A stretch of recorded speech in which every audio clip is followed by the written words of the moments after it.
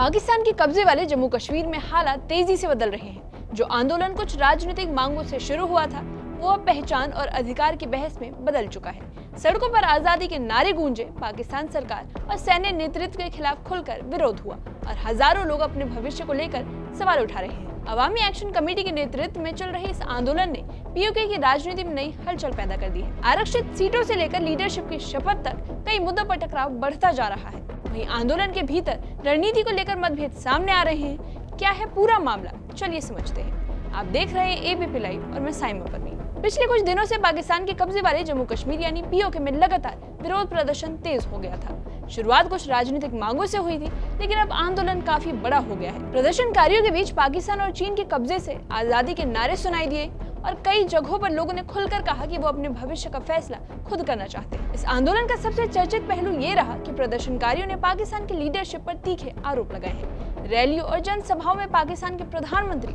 शहबाज शरीफ, सैन्य नेतृत्व और पीओके प्रशासन के खिलाफ नाराजगी खुलकर सामने आई। अवामी एक्शन कमेटी से जुड़े नेताओं ने मंच से कहा कि जनता पुराने राजनीतिक ढांचे को स्वीकार करने के लिए तैयार नहीं है। अब ऐसे में इस तरह के बयान इशारा कर रहे हैं कि आंदोलन की दिशा राजनीतिक पहचान और अधिकारों की बहस की ओर बढ़ रही है। वहीं अवामी एक्शन कमेटी के नेताओं का दावा है कि इस बार आंदोलन को सिर्फ पीओके के अंदर ही नहीं, बल्कि जम्मू, गिलगिट बाल्टिस्तान और लद्दाख से भी नैतिक समर्थन मिल रहा है। आंदोलनकारी से अपने संघर्ष की सबसे बड़ी ताकत बता रहे हैं। उनका कहना है कि पहली बार अलग अलग क्षेत्रों के लोग एक जैसी चिंताओं को लेकर आवाज उठा रहे हैं। प्रदर्शनकारियों का गुस्सा इसलिए भी बढ़ गया क्योंकि हालिया घटनाओं में 53 लोगों की मौत हो गई। आंदोलनकारी आरोप लगा रहे हैं कि उनकी आवाज को बल प्रयोग के जरिए दबाने की कोशिश की गई है। तो वहीं दूसरी ओर प्रशासन कानून व्यवस्था बनाए रखने की बात कर रहा है, लेकिन जमीनी स्तर पर हालात इतने तनावपूर्ण हो चुके हैं कि कई इलाकों में विरोध प्रदर्शन लगातार जारी है।